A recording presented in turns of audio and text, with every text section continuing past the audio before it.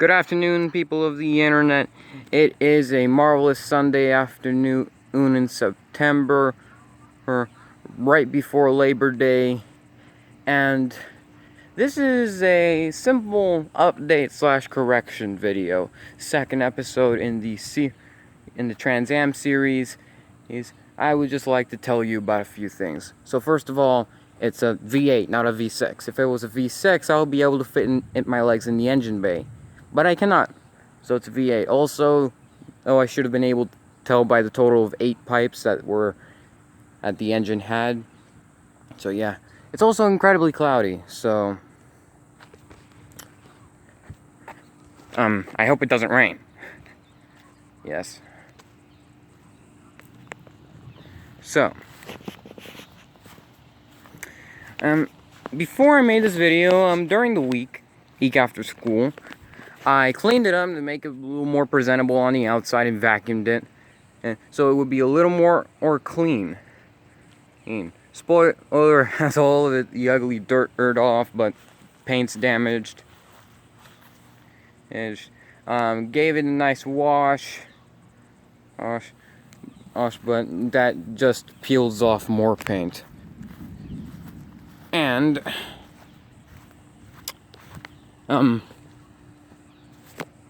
I really did nothing else to the thing.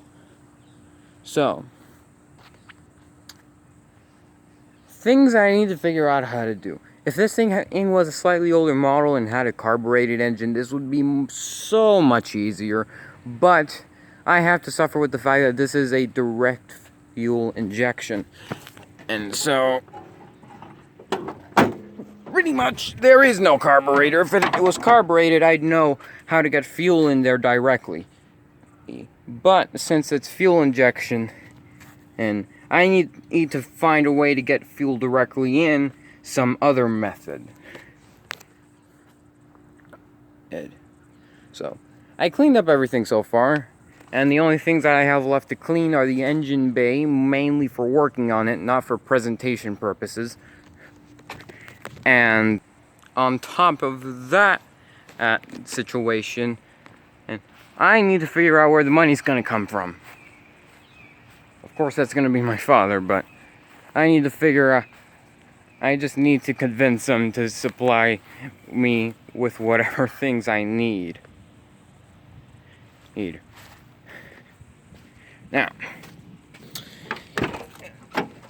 last video I said it was a Trans Am Firebird Trans Am GTA from Pontiac. But one thing that I forgot to say is that it's a 5-speed special edition. These things are mind-numbingly rare, apparently. And it has 5 speeds. 1, 2, 3, 4, 5, and 6. Clutch and everything included. For goodness sake, I love cloth interiors. It's almost brand new, even though it's actually 30 years old. A bit of gunk on the leather that's here, but that I can clean off. I also removed the club. For the guy who asked, I really have no idea. Yeah, crack taillight. Hoping it doesn't rain. I'm a little too close. So, again, for this 7th take and this second time in this take, I need to get fuel directly into the engine. Someone help me on how to do that. I have no idea whatsoever.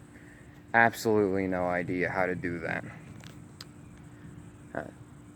So, outside of the engine bay, I can easily understand vehicles.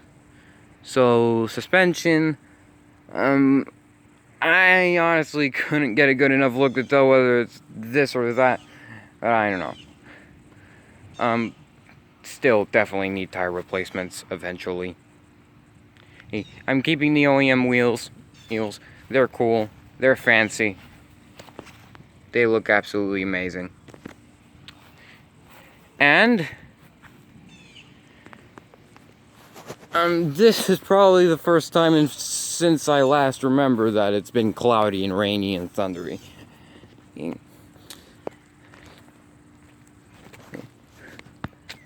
Now,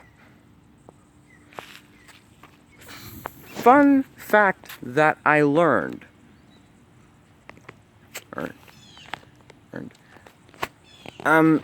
I learned something about a car that I've never heard of before, and this car is the Formula.